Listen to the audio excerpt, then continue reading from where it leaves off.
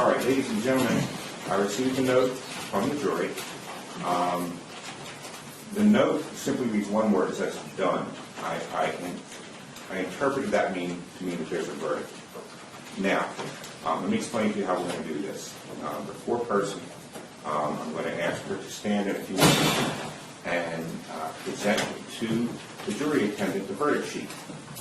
After that, the verdict sheet will be handed to me. I'll hand it to my clerk, and then the clerk will review the verdict going down the verdict sheet with you. Do you understand? Mm-hmm. After we've received your verdict, I'm going to ask each of the deliberating jurors whether or not the verdict that was just read is their individual verdict. Does everybody understand that?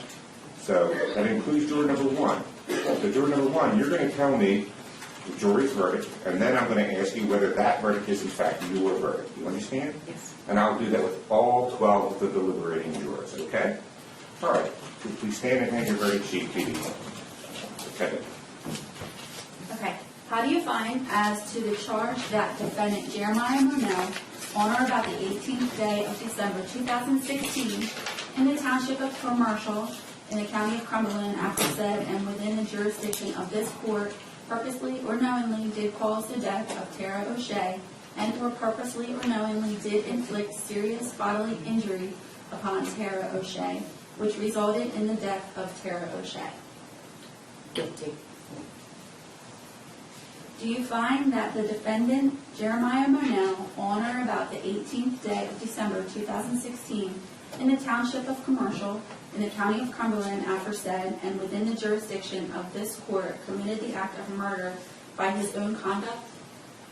Yes.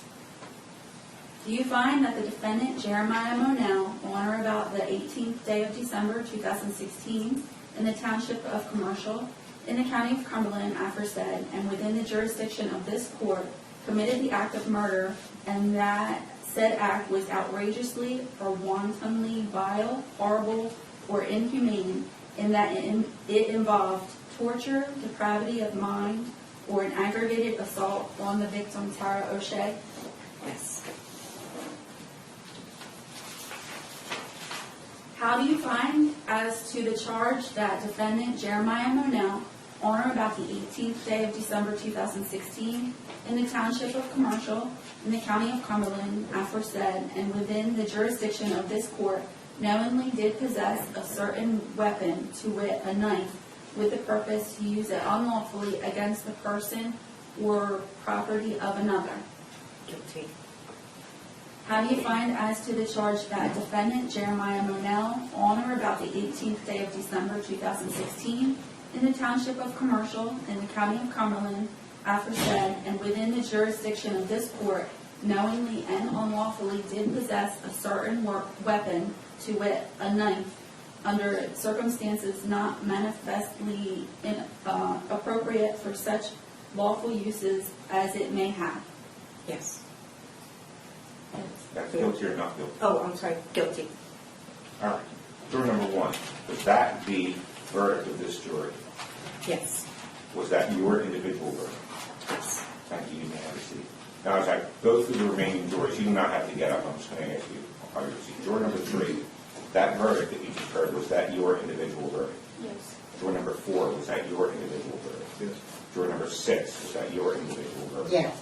Juror number seven, was that your individual verdict? Yes. Juror number 8, was that your individual verdict? Yes. Juror number 9, was that your individual verdict? Yes. Juror number 10, was that your individual verdict? Yes. Juror number 11, was that your individual verdict? Yes. Juror number 12, was that your individual verdict? Juror number 13, was that your individual verdict? Yes. Juror number 14, was that your individual verdict? Yes. All right, now, ladies and gentlemen, we have actually one additional count. Is there an application? I still move to dismiss count 4. Count 4. Count 4 is hereby dismissed. Okay. Now, ladies and gentlemen, with the return of your verdict, that concludes your obligations on this trial.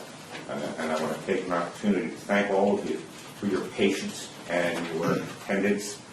We've had some stop and goes here, and I'm very thankful that all of you stuck in there and completed this very difficult task.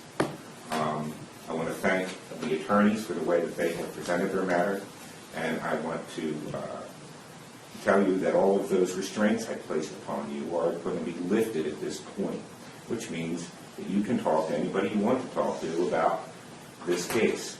But I'm going to give you a couple of things to think about before you do that. First and foremost, there are some people who cannot talk to you about this case. That would be any of the attorneys, any of the parties, or any of their agents. What does that mean? No investigator for the defense or for the prosecution should be asking you about this case. Do you understand that? If that happens, you should report that to me or my staff, and I will deal with that issue. You are aware that there's been press coverage here. There may be inquiries made by the press to you, and you're free to do that. But before you do that, I want to remind you of a couple of things. First and foremost, your ability to go back into that deliberation room and have an open and honest conversation about this case is the hallmark of our judicial system.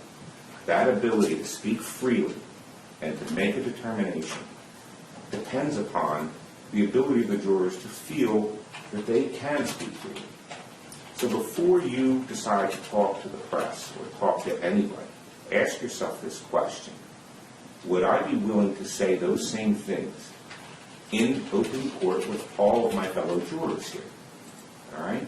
So let that be the guide to what you do or do not say. You understand? Remember, you have a right to keep confidential anything that you want to. Nobody can compel you to speak about it, though you can speak about it if you wish. Lastly, I'm going to thank all of you. Remember when we started this case, one of the questions I asked is, do you think the criminal justice system here is fair and effective? Remember that question?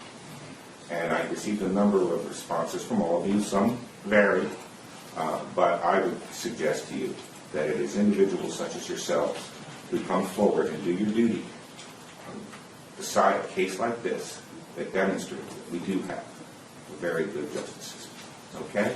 And it's because of people like you. So I thank you, and I excuse you. Very much appreciated all of your time. Thank you. Your excuse.